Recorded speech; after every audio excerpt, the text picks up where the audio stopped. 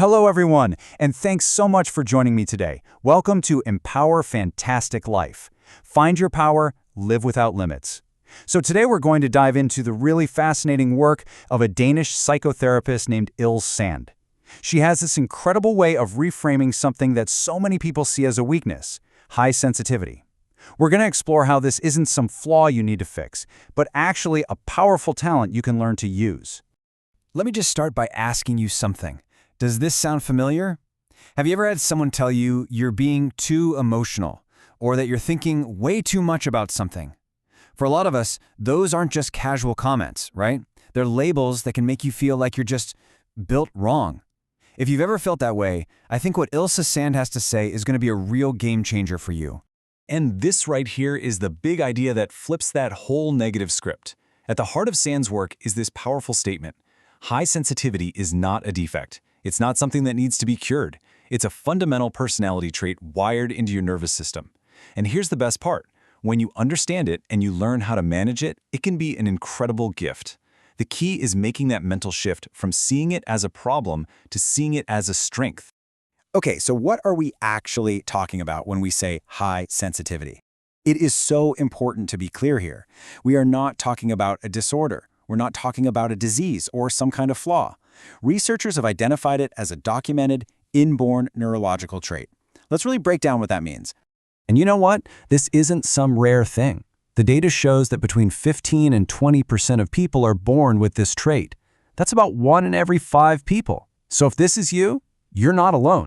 It's a significant part of the population that's just, wired this way. So a highly sensitive person, or an HSP, is basically someone whose nervous system is designed to process information and sensory input more deeply and with more detail than others. I love this analogy. Think of it like your brain is operating in Ultra HD 4K, while most of the world is just watching in standard definition. You're getting the same picture, but you're seeing it with so much more nuance, detail, and intensity. Now, this trait usually shows up in 3 main ways. First up, there's sensory acuity. Imagine your brain is like a high-tech recording studio with the sensitivity turned all the way up. It picks up everything. That's why a scratchy tag on your shirt can be maddening, or a noisy office can feel completely draining. You're just processing more data. Second, there's emotional empathy. This is that uncanny ability to walk into a room and just feel the vibe.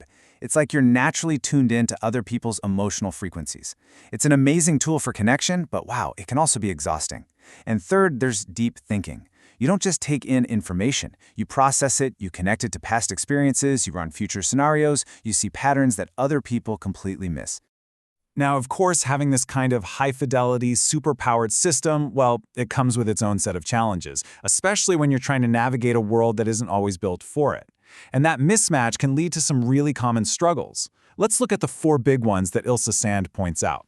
First, that high-tech recording studio in your head can just get overwhelmed. Too much input leads to information overload and total burnout. Second, in a lot of cultures that really praise being tough and outgoing, HSPs can start to feel like they're less than, which can really chip away at their self-esteem. Third is a deep, deep dislike of conflict. To keep the peace, an HSP might constantly overcompromise, which ends up hurting their own well-being. And finally, HSPs often have these incredibly high standards for themselves, which means they can have a really harsh inner critic that just obsesses over tiny little mistakes. Okay, so recognizing those patterns, that's step 1. That's the diagnosis. But the next step is where the real power is. It's about implementation. It's about having a toolkit of strategies. This isn't about trying to change who you are at your core. It's about learning to operate your unique system effectively so you can unlock its full potential. Ilse Sand gives us 4 fantastic strategies. First, accept your limits. This means you got to learn to recognize the signs that you're getting overwhelmed and actually schedule time to retreat and recharge. No guilt attached. Think of it like an athlete scheduling recovery time. It's essential. Second, practice self-compassion. Turn that powerful empathy you feel for everyone else inward. Treat yourself with the same kindness you'd give a good friend. Third, and this is a big one, set healthy boundaries. Think of your daily energy like a phone battery. Some situations drain it at 10% an hour, others drain it at 50%. Learning to say no isn't being mean, it's just smart energy management. And finally, leverage your depth. Lean into it. Look for jobs, hobbies, and friendships that actually reward your deep thinking and attention to detail. That's where you're going to shine. And all of this leads to such a beautiful conclusion from Ilse Sand's work. She says, "Your sensitivity is for seeing the more detailed beauty in this rough world." It's not a bug, it's a feature. It's a specialized tool that allows you to experience the nuance, the depth, and the richness of life in a way that many others simply can't. So, I'll leave you with this to think about. If you started to truly see your sensitivity not as a weakness, but as your own personal superpower, what's one thing you would do differently this week to honor it? Maybe it's saying no to that draining party so you can have a quiet night in. Maybe it's carving out 30 minutes a day just to decompress with no distractions. What would that one thing look like for you? You've been listening to Empower Fantastic Life, Jaeger Empowerment Academy. See you next time. Bye-bye.